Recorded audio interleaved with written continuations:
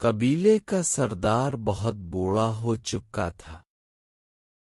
تجربہ اس کے پاس ڈھیر تھا، مگر وقت کے ساتھ اس کی ضد بھی مضبوط ہو گئی تھی۔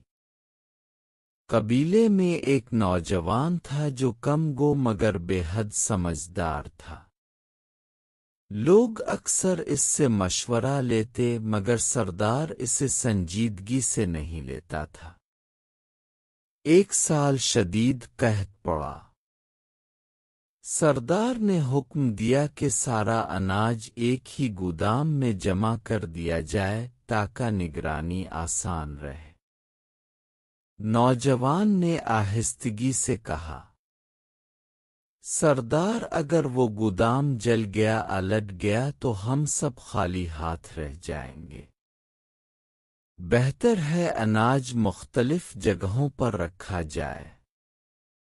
سردار نے ہنس کر بات ٹال دی۔ تجربہ عمر کے ساتھ آتا ہے لڑکے۔ چند ہی دن گزرے تھے کہ رات کو گودام میں آگ لگ گئی۔ صبح تک سارا اناج راکھ بن چکا تھا۔ قبیلے میں کوہرام مچ گیا۔ سردار نے نوجوان کو بلایا۔ اس بار آواز میں غرور نہیں تھکن تھی۔ تم نے پہلے کیوں نہیں سمجھایا؟